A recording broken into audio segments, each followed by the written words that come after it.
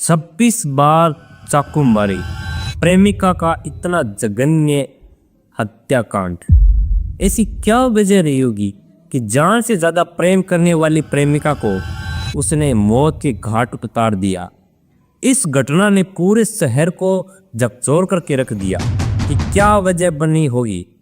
तो नमस्कार दोस्तों, मेरा नाम है एडवोकेट मीर स्वामी।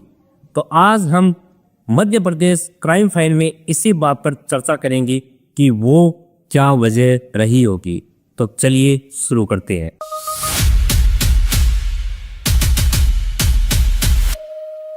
एक प्रेम कहानी का ऐसा अंत जिसने पूरे शहर को झकझोर कर रख दिया।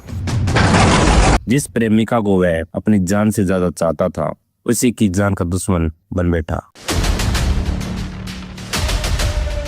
बीच सड़क पर चाकुओं से गोदकर उसने अपनी मोहब्बत का गला घोट दिया। क्या थी उस रात की पूरी कहानी? क्यों एक आशिक अपनी ही मासूका का कातिल बन गया? और कैसे अदालत ने कानून के मुकरने से सुलझा हुआ केस उलझ गया? एक अधूरी प्रेम कहानी का खूनी अंत। तारीख 3 मई 2023, समय रात लगभग 11:10। बैतूल जिले का सांसा कस्बा मुल्ताई। उस रात एक ऐसी वारदात से दहल उठा जिसकी गूंज आने वाले कई दिनों तक सुनाई देने वाली थी। गांधी चौक के पास अनु हनीफ के घर के ठीक सामने सड़क पर लोगों का हजूम लगा था।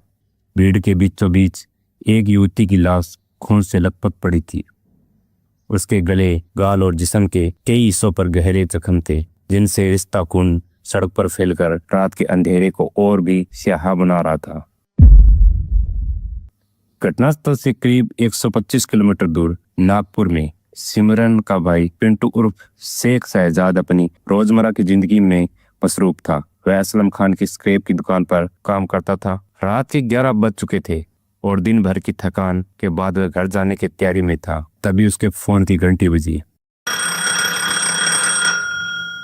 फोन दुकान के मालिक असलम का था। असलम की आवाज में घबराहट थी। उन्होंने जो खबर दी उसे सुनकर पिंटू के पैरों तले जमीन खिसक गई। पिंटू, जल्दी मुतलाई के लिए निकल, वहां सिमरन का मर्डर हो गया है। यह शब्द पिंटू के कानों में किसी पिघले शीशे की तरह उतरे। अपनी बहन सिमरन और उसका मर्डर, यह कैसे हो सकता है? उसका दिमाग सुन पड़ गया। दिल की धड़कनें बेहताशा बढ़ गई। बिना एक पल गवाए वह असलम के साथ नागपुर से मुतलाई के लिए रवाना हो गया। पूरे रास्ते उसके मन में बस एक ही सवाल घूम रहा था, आखिर उसकी बहन का दुश्मन कौन हो सकता है? मुल्ताई में गांधी चौक का इलाका पुलिस की गाड़ियों की नीली लाल बत्तियों से जगमगा रहा था। सिमरन की लाश के चारों ओर एक घेरा बना दिया गया था। मौके पर मौजूद लोगों की आंखों में खौफ और हैरानी साफ झलक रही थी। कुछ देर पहले तक सब कुछ सामान्य था, लेकिन अब माहौल में एक अजीब सी दहशत घुल चुकी थी।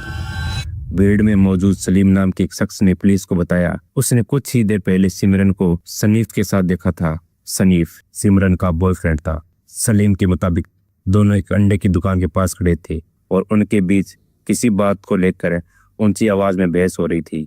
सलीम ने पुलिस को बताया सिमरन अपनी स्कूटी लेकर काफी देर से सनीफ के घर के सामने उसका इंतजार कर रही थी।